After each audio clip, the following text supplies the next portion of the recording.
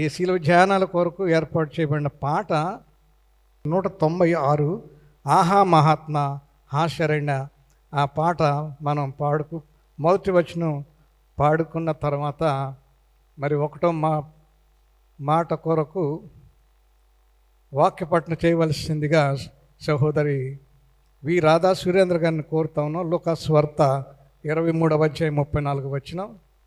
అలాగనే ప్రార్థించడానికి చిరంజీవి గారు కూడా సిద్ధంగా ఉండాలని కోరుతున్నాను. అందరూ లేచి నిలబడి ఆ మొదటి మాట ఆహా మహాత్మ హా శరణ్య, అది మొదటి పల్లవి మొదటి వచనం మాత్రం పాడుకుందాం.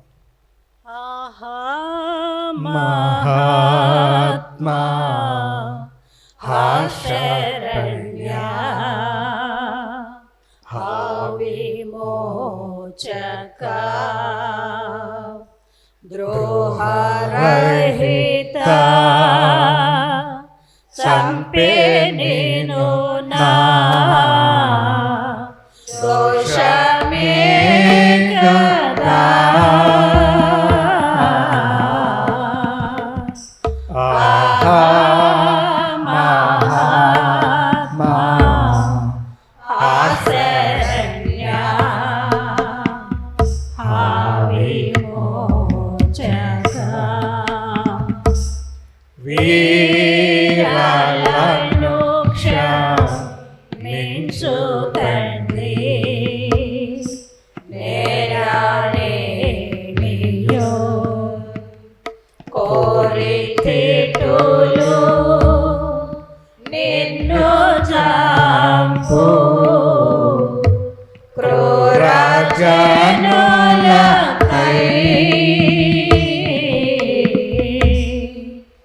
ఆహా మహాత్మ హా శరణ్య, హా విమోచక. దయచేసి కూర్చోనండి.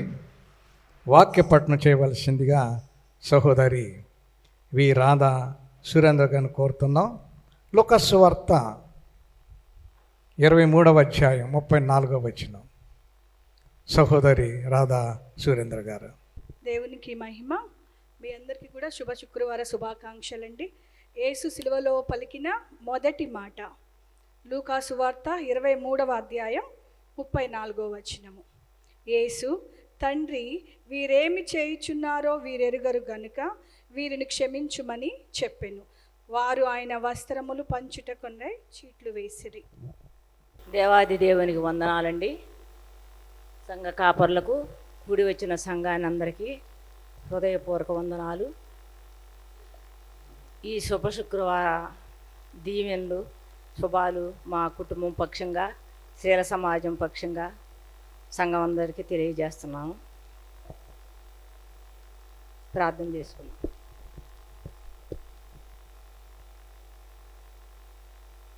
అత్యంత ప్రేమ స్వరూపమైన మా ప్రియ పరలోకపు తండ్రి యేసుక్రీస్తు ప్రభువా, మీ ఘనమైన పాదాల కోట్లాదిగా వందనాలు, స్తోత్రాలు. మీ అపారమైన ప్రేమను బట్టి ఏ యోగ్యత లేని మా బ్రతుకులో ఈ దినాన్ని మీరు మాకు అనుగ్రహించారు ప్రభువా. గత సంవత్సరం నుంచి ఈ సంవత్సరం వరకు మాకంటే యోగ్యులైన వారు, మాకంటే బలవంతులైన వారు, మాకంటే ఆరోగ్యవంతులైన వారు, మాకంటే వయసులో చిన్నవారు ఎంతమంది ఈ దినకాలాన్ని చూడగలిగారో మాకైతే తెలియదు. కానీ మీరైతే నన్ను మమ్మల్ని అందరినీ సజీవులుగా ఉంచి ఈ శుభ శుక్రవారంన మా సంఘంతో కలిసి నాయన అని పిలిచే యోగ్యత మాకు మీరు ఇచ్చినందుకు కోట్లాదిగా వందనాలు, స్తోత్రాలు. దయగల దేవా, ఈ మధ్యాహ్న వేళ యావత్ ప్రపంచ ప్రజలు నిన్ను స్తుతిస్తున్నారు యేసు ప్రభువా. మా దేశ ప్రజలు నిన్ను స్తుతిస్తున్నారు. మా రాష్ట్ర ప్రజలు, నా గ్రామంలో ఉన్న అనేకమైన సంఘాల్లో ఉన్నవారు, నీ బిడ్డలు ఎంతోమంది నిన్ను స్తుతిస్తున్నారు యేసయ్యా. మా సంఘం నిన్ను స్తుతించే సంఘంగా మీరు చేసినందుకు కోట్లాదిగా స్తోత్రాలు. కూడి వచ్చిన బిడ్డలందరిని బట్టి మీకు వందనాలు, స్తోత్రాలు యేసయ్యా. వారి కుటుంబాల్లో మీ సన్నిధి, మీ దీవెనలు ఈ నూతన సంవత్సరంలో ఈ 40 దినాలు జరిగిన ఆరాధనలో మా కుటుంబాల్లో మీరు ఆశ్చర్య కార్యాలు, నీ వెలుగును నింపారని నమ్ముచున్నాం యేసు ప్రభువా. రానయ్యున్న దినాల్లో కూడా మీరు చేయనయ్యున్న ఘనమైన కార్యాలను బట్టి వందనాలు. ఏ ఏ బిడ్డ ఏ ఏ తలంపులతో ఈ స్థలంలో ఉన్నారో మాకంటే ముందుగా ఎరిగిన దేవుడా, ప్రతి ఒక్కరి తలంపులు మీ దృష్టికి యోగ్యమైన తలంపులుగా చేయమని వేడుకుంటున్నాం. అన్నిటికంటే మాకు నూతన హృదయాన్ని ఇమ్మని వేడుకుంటున్నాం ప్రభువా. నీ కుమారుని మీరు నిలబెట్టుకుని మీరు ఆ కలువరి శిలువలో మా కొరకు బలియాగము కావచ్చు, ఆ శిలువపై వేలాడుచు తండ్రి వీరేమి చేస్తున్నారో వీరు ఎరుగరు గనుక వీరిని క్షమించమనే లేఖన భాగాల్లోని మర్మాన్ని నీ కుమారుని నిలబెట్టుకుని మాకు అందిస్తున్న ఆ పరలోక మర్మాన్ని బట్టి మన్నాన్ని బట్టి మీకు వందనాలు. వాక్యాన్ని అందించున్న నీ దీనాదాసుని నీ ఆత్మతో నింపి బలపరిచి మాకు కావలసిన రీతిలో మీరు అందిస్తున్న దేవుడా, మాకు వినగలిగిన చెవులు గ్రహించగలిగిన ఆత్మ దయచేయమని వేడుకొంచున్నాం. అన్నిటికంటే తండ్రి అయిన దేవుడా, కుమారుడు అయిన దేవుడా, పరిశుద్ధాత్మ దేవుడా, ఈ ఆవరణం అంతా మీరు సంచారం చేయమని వేడుకుంటున్నాం. ఈ ఆవరణం చుట్టూ మీ సన్నిధి ఉంచమని వేడుకుంటున్నాం. ఈ ఆవరణం చుట్టూ నీ ఆత్మ సంచారం ఉందని ప్రతి ఒక్కరూ ఎరిగి తెలుసుకోవటానికి సహాయం దయచేయమని వేడుకుంటున్నాం. ప్రతి ఒక్కరిని నీ ఆత్మతో నింపి బలపరచమని వేడుకుంటున్నాం. ప్రతి ఒక్కరు నీ వాక్యపు వెలుగులో సరి చేసుకోవటానికి సహాయం దయచేయమని వేడుకుంటున్నాం. నాకు సహాయం దయచేయమని వేడుకుంటున్నాం. అల్పులమైన మా మనవాలకించి మీరే మీ నామానికి మహిమ తెచ్చుకోమని క్రీస్తు నామములో ప్రార్థించి వేడుకుంటున్నాం తండ్రి. ఆమెన్. ప్రియ దేవుని బిడ్డలారా, ప్రభు నామమున దైవజనులు రెవరెండ్ జాన్సన్ పాస్టర్ గారికి మీ అందరికీ వందనాలు తెలియచేయచ్చు ఉన్నాను. ఈ ప్రశస్తమైన సమయంలో ఈ ధ్యానంలో మీతో కలిసి ప్రభు పాదముల యొద్ద ఉండు దీవెన అనుగ్రహించినందుకు దేవాది దేవునికి కృతజ్ఞతాస్తుతులు చెల్లిస్తూ ఉన్నాను. ఈ దినాన్ని శుభ శుక్రవారం అన్నాం. కారణం మానవాళి అంతటికీ శుభము కలిగినది. యేసు సిలువను వ్రేలాడుతూ పలికిన మొదటి మాట, తండ్రి వీరేమి చేయుచున్నారో వీరు ఎరుగరు గనుక వీరిని క్షమించుము. ఆ సన్నివేశాన్ని ఒక్కసారి మన మనస్సులో జ్ఞాపకం చేసుకుంటే, ఆయన తలను ముండ్ల కిరీటము, ఆ ముండ్లు వేధిస్తూ ఉన్నాయి. వెనక కొయ్య ఉన్నది. తల వెనక్కి అనడానికి లేదు, ముండ్లు గుచ్చుకుంటా ఉన్నాయి. ఆ ముండ్లు గుచ్చుకుంటూ ఉన్నందున శిరస్సు రక్తము కారుతూ ఉన్నది. ఆ చేతులలో శీలలు కొట్టబడ్డాయి, కాళ్లలో శీలలు కొట్టబడ్డాయి. ఆయన వీపు పొలము దున్నబడినట్లు రోమా ప్రభుత్వ శిక్షా స్మృతిని బట్టి 40 కొరడా దెబ్బల వల్ల భూమి దున్నబడినట్లుగా ఆయన వీపు చాళ్లుగా దున్నబడినది. వీపు కొయ్యను ఆనుకోవడానికి లేదు. ఆ గడిచిన రాత్రి ప్రభువు తన శిష్యులకు అనేక సంగతులు బోధించాడు. ఆయా సందర్భాల్లో మన కుటుంబాల్లో సన్నిహితుల్లో చూస్తాం. నీ సమయం అయిపోయింది, వ్యాధి వల్ల నీకు కొంతే సమయం ఉంది. వ్యాధి కాదది, నరులారా తిరిగి రండని నీవు సెలవీయగా నీవు మంటికి మార్చబడుచున్నావు. నరులు మంటికి మార్చబడుచు ఉన్నారు. అది క్యాన్సరో మరొకటో ఏదో ఒక కారణాన్ని బట్టి బిబ్లికల్ క్యారెక్టర్స్లో కూడా ఒక ఆయనకి ప్రవక్త వెళ్ళి చెప్తాడు, నీ టైం అయిపోయింది, నువ్వు ఇల్లు చక్కబెట్టుకో. ఆ అప్పగింతల్లో పిల్లలని, భార్యని అందరినీ దగ్గరకు పిలిచి ఆ చివరి సమయంలో చెప్పే మాటలు చాలా ప్రాముఖ్యమైనవి.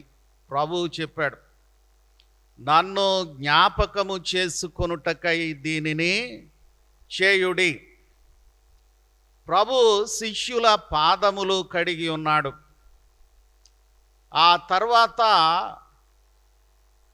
గెత్సెమనే వనము, ఒలీవల కొండకు వెళ్ళి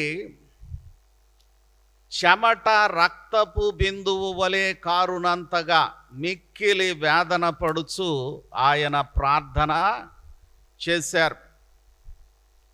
అక్కడ కూడా ఆఖరి క్షణంలో అయినా ఆ భారభరితమైన గిన్నె తన యొద్ద నుండి తీసివేయబడుతుందని ప్రభు ప్రార్థన చేశారు. తండ్రి, నీ చిత్తమైతే ఈ గిన్నె నా యొద్ద నుండి తీసివేయుము, ఆయనను నా ఇష్టము కాదు నీ చిత్తమే సిద్ధించును గాక.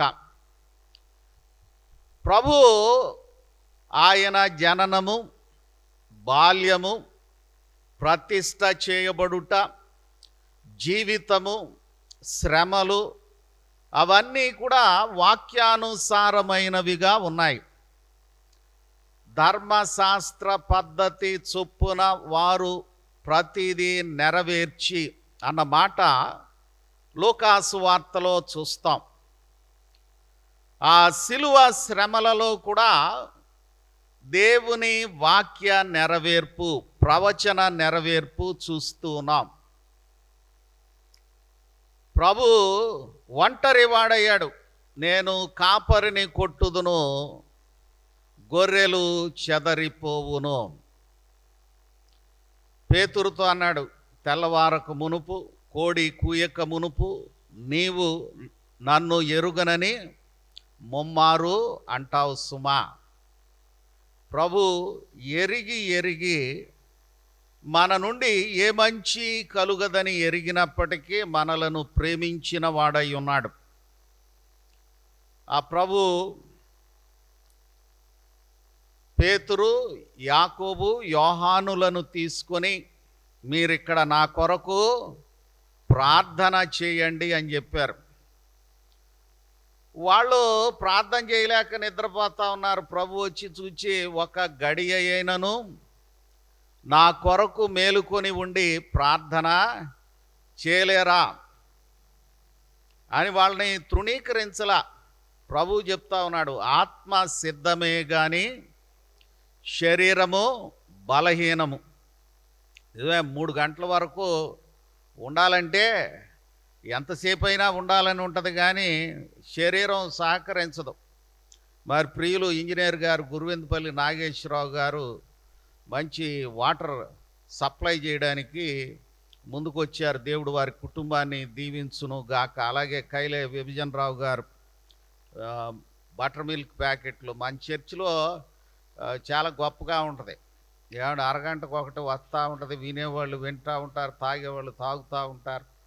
కారణం ఏంటంటే we're both physical, emotional, spiritual, మరి మానవ కోణం అన్నీ కూడా ఉన్నాయి. ఆ ప్రభువు భౌతికంగా మన కొరకు సిలువను వ్రేలాడిన చరిత్ర జ్ఞాపకం చేసుకుంటూ ఉన్నాం. ప్రభు అంటాడు, గడియ వచ్చింది, లెగండి.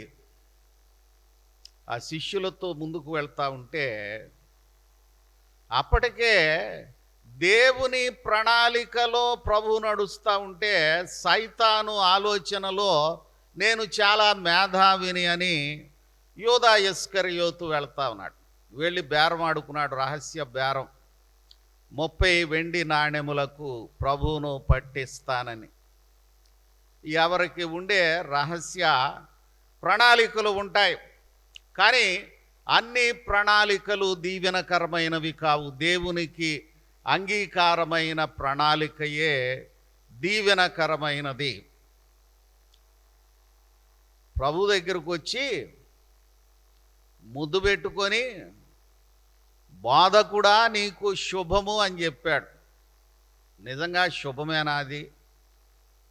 వేషధారణ, కపటము, కీడును కలుగజేస్తూ నీకు శుభము అంటూ ఉంది. లోకంలోని పద్ధతులు చాలా నీకు కీడు కలుగజేసే పనులు చేస్తూ నీకు మేలు అని చెప్తా ఉంటాయి.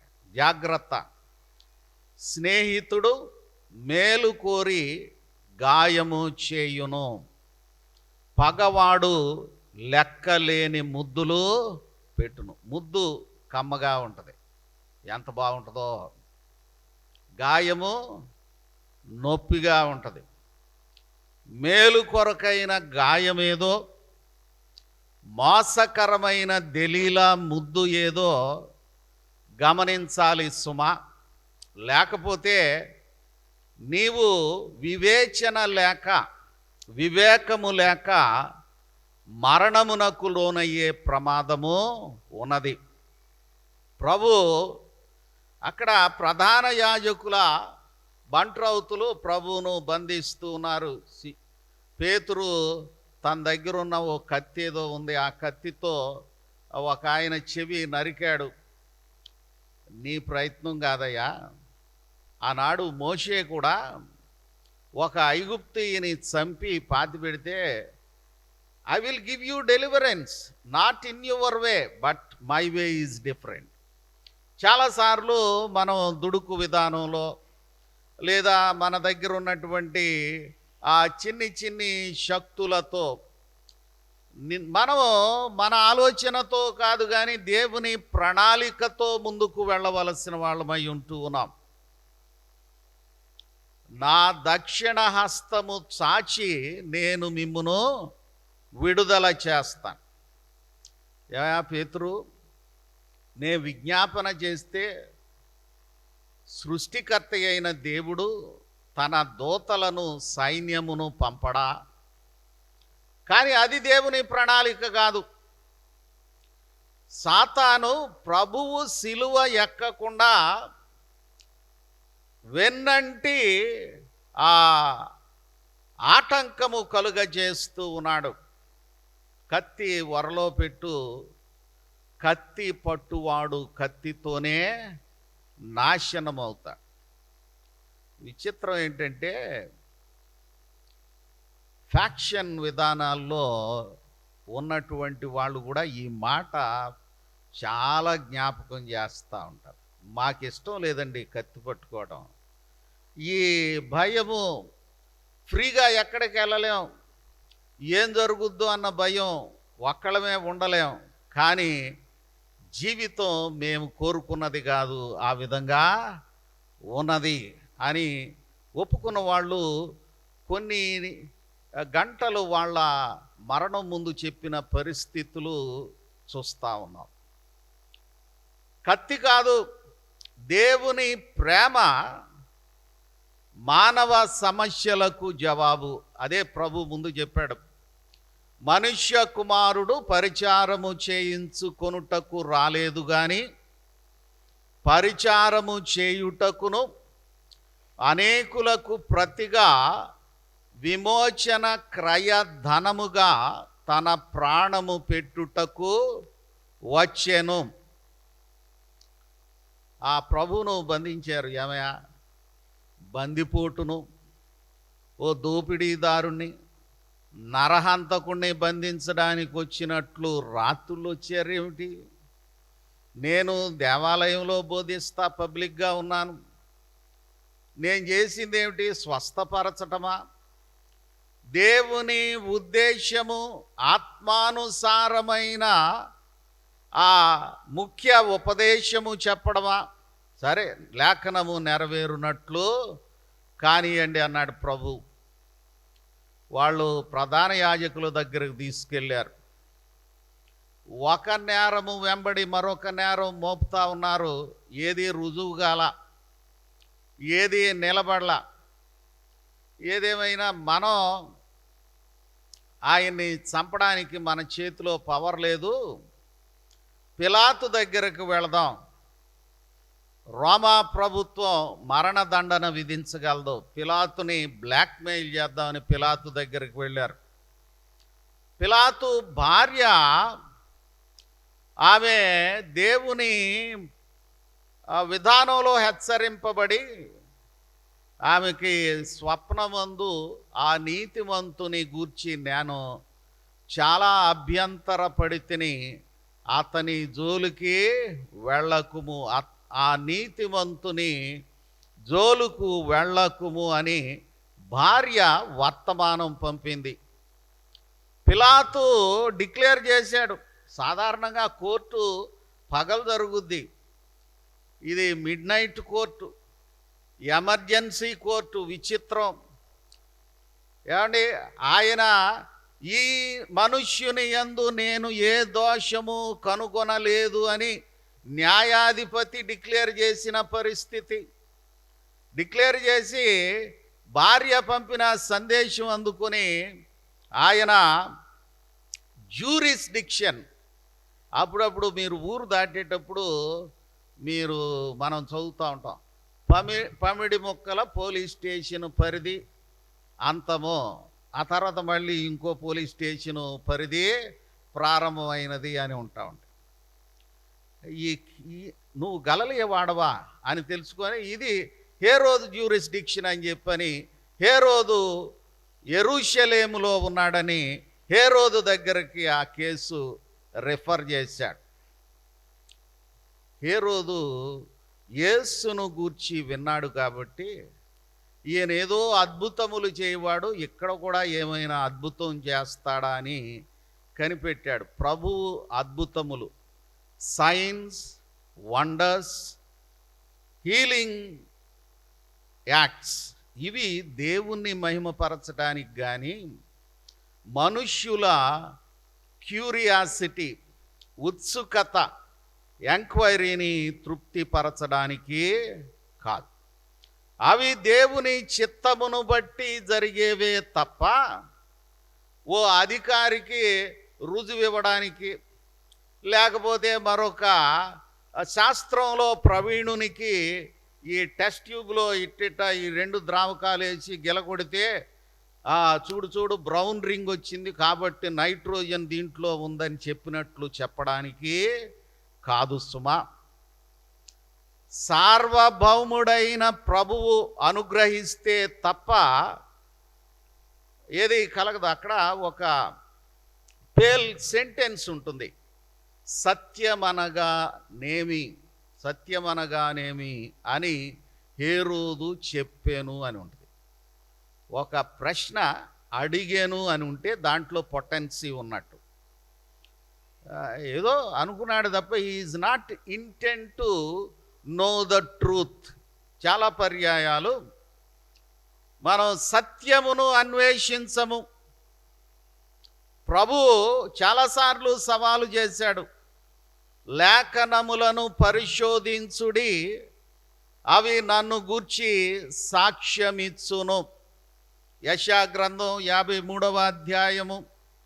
అన్యాయపు తీర్పు పొందినవాడై ఆయన కొనిపోబడెను, మన సమాధానార్థమైన శిక్ష ఆయన మీద మోపబడెను, ఆయన పొందిన దెబ్బల చేత మనకు స్వస్థత కలుగుచున్నది, మన పాపములను బట్టి ఆయన గాయపరచబడెను, మన దోషములను బట్టి ఆయన నలుగగొట్టబడెను. గమనించండి, ఆ ప్రభువు మేలు చేస్తే ఆ ప్రభువు కీడు చేశాడని ఆయన మీద వాద ప్రతివాదనలు జరుగుతూ నేరస్థాపన చేయడానికి ప్రధాన యాజకుల గృహంలో, పిలాతు తీర్పు మందిరములో, హేరోదు తీర్పు మందిరములో ప్రయత్నాలు జరిగాయి. కానీ ఎక్కడ ఆయన యందు ఏ పాపమో నిరూపింపబడలేదు. ప్రభు సవాలు చేశాడు, నాలో పాపమున్నదని ఎవరు స్థాపింపగలరు? ఎవ్వరూ చేయలేకపోయారు. దాదా హేరోదు మరలా పిలాతు దగ్గరకు పంపాడు. ఈ లోపల ఆయన వస్త్రాలు తీసుకొని ఆయన్ను కొరడాలతో కొట్టి, ఆయన తల మీద మొండ్ల కిరీటము పెట్టి, ఆయనను అపహసించి, ఆయన ముఖము మీద గుద్ది, ఆయన ముఖం మీద ఉమ్మివేసి రాణువ వారు ఆయన్ను హింసించారు. పిలాతు ఆ యూదుల కోపము ఎప్పీస్ చేయడానికి, తగ్గించడానికి ఆయన్ని కొరడాలతో కొట్టి, ఊదారంగు వస్త్రాలు తొడిగి, మొండ్ల కిరీటము తల మీద పెట్టి, ఆయన చేతిలో ఒక రెల్లు రాజ దండము వలె పెట్టి, ఇదిగో యూదుల రాజు అని చెప్పని అన్నాడు. ప్రజలు, ప్రధాన యాజకులు, ఆ మత అధికారుల ప్రోద్బలంతో అతనిని సిలువ వేయుము, సిలువ వేయుము అని కేకలు వేశారు. Choosing Christ or choosing the dacoit. మళ్ళా పిలాతు ఒక ఆఫర్ పెడతాడు, ఈ దినాల్లో మీకు ఒక ఖైదీని విడుదల చేసే అలవాటు ఉన్నది కదా, ఈ పండుగ బహుమానంగా ఇతన్ని విడుదల చేస్తాను అంటే, మాకు ఆ బరబ్బాను విడుదల చేయము, బందిపోటు దొంగ కావాలన్నారు కానీ రక్షకుడు వద్దు అన్నారు. ఆయన్ను సిలువ వేయము. ఆ మాటల్లో కూడా, ఆ కేకల్లో కూడా దేవుని ప్రణాళిక నెరవేరుతూ ఉన్నది. ఆయన్ను సిలువకు అప్పగించారు.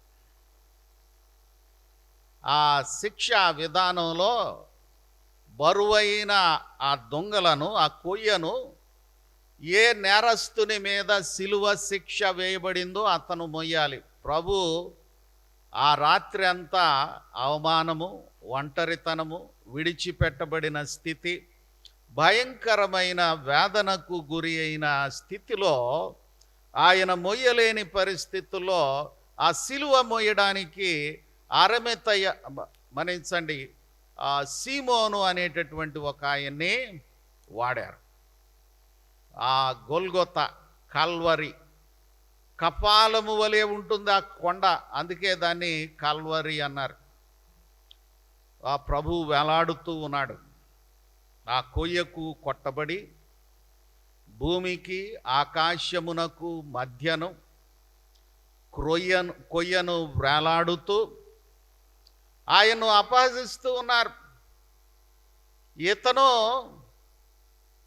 ఇతరులను రక్షించాడు, తాను రక్షించుకోలేకపోతూ ఉన్నాడు.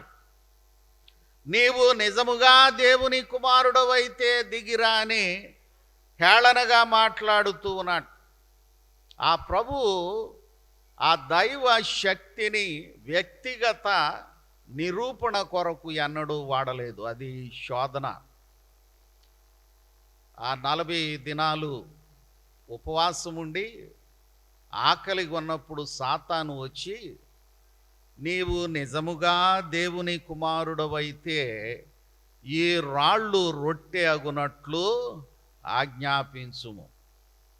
మళ్ళా సిలువ దగ్గర శోధన, నీవు నిజముగా దేవుని కుమారుడవైతే దిగిరా. అందులో హేళన ఉన్నది, శోధన ఉన్నది, హింస ఉన్నది, ఓ విధమైన మత్సరము ఉన్నది. ఈ విధంగా హింసింపబడుచు, పీడింపబడుచు, ఒంటరి చేయబడిన ప్రభువు ప్రార్థన చేస్తూ ఉన్నాడు.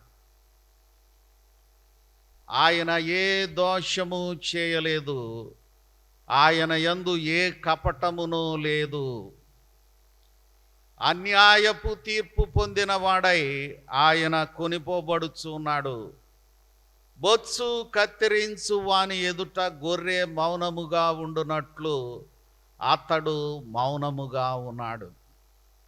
ఆ ప్రభు ఆకాశమునకు భూమికి మధ్యను సిలువను వేలాడుతూ ఉన్నాడు. యెషయా గ్రంథంలో ప్రభు అంటాడు, విననేరక యుండునట్లు నా చెవులు మందము కాలేదు, రక్షింప నేరక యుండునట్లు నా హస్తము కురుచ కాలేదు.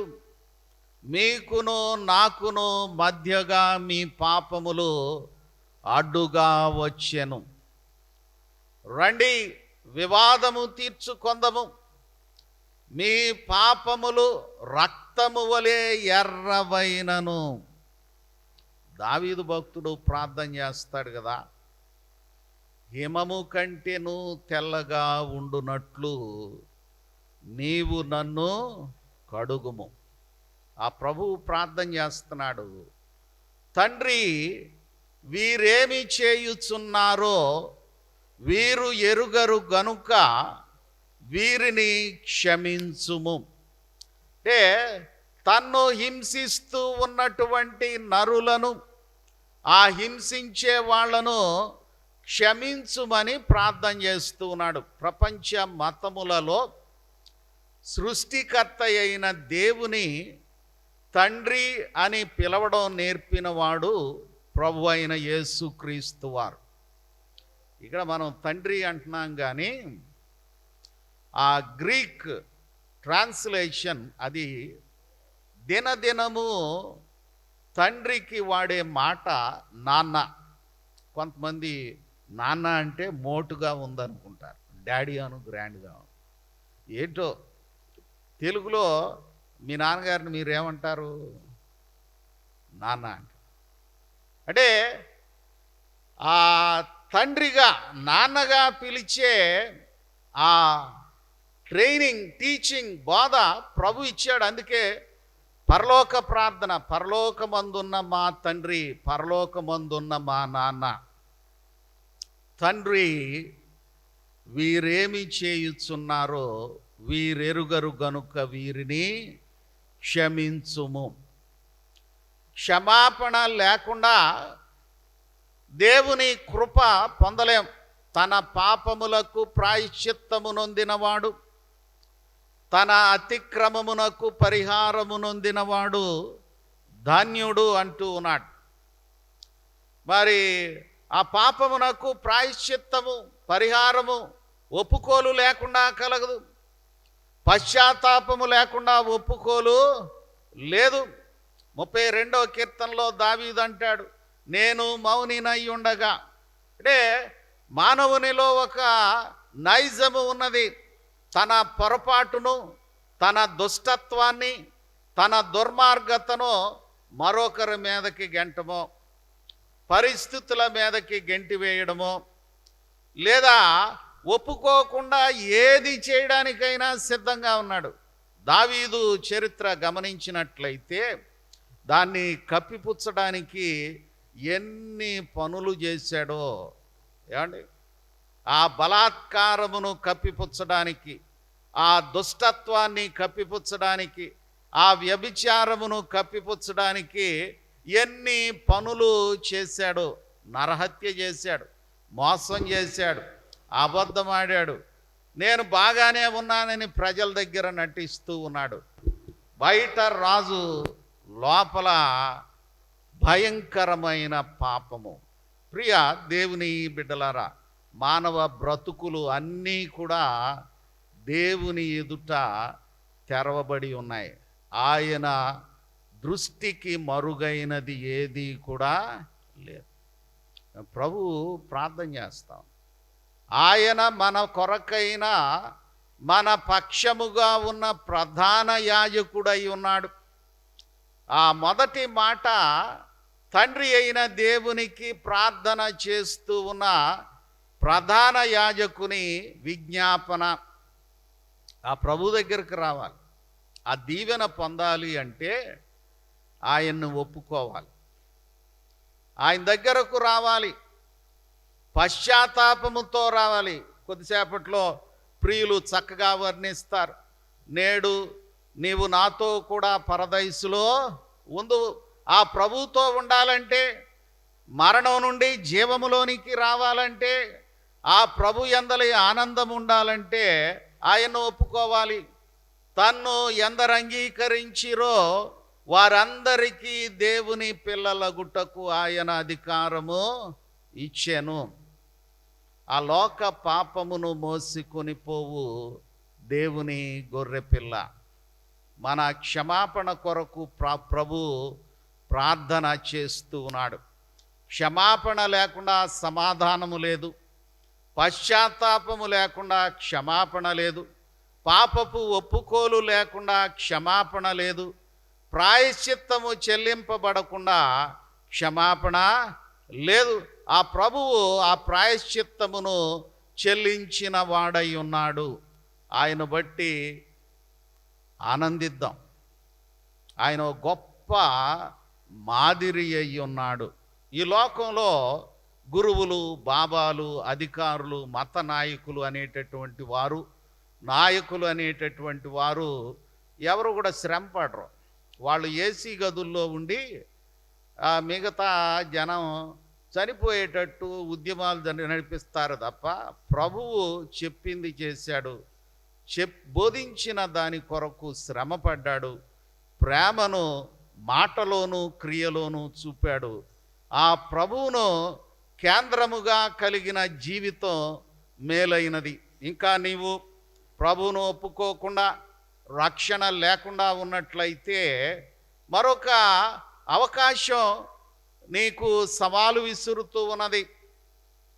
మీ పిల్లల్ని ప్రోత్సహించాలి, మీ ఇంట్లో వారిని ప్రోత్సహించాలి.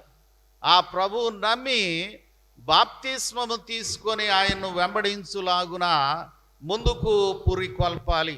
మరి ప్రియ దేవుని బిడ్డలరా, ప్రభు మరచిపోవద్దు, నీ కొరకు నా కొరకు సిలువను ప్రార్థించాడు. ప్రధాన యాజకుడుగా మనలను బలపరచి సమయోచితమైన సహాయము అనుగ్రహించు శక్తి గలవానిగా ఉన్నాడు. ఆయన దగ్గరకు వద్దాం, ధైర్యముగా కృపాసనమునొద్దకు చేరుదము. సమయోచితమైన సహాయము కొరకు ఆయన్ను ఆశ్రయిద్దాం. ప్రభు ఈ కొన్ని తలంపులు మన మధ్య ఆశీర్వదించును గాక. ఆమేన్.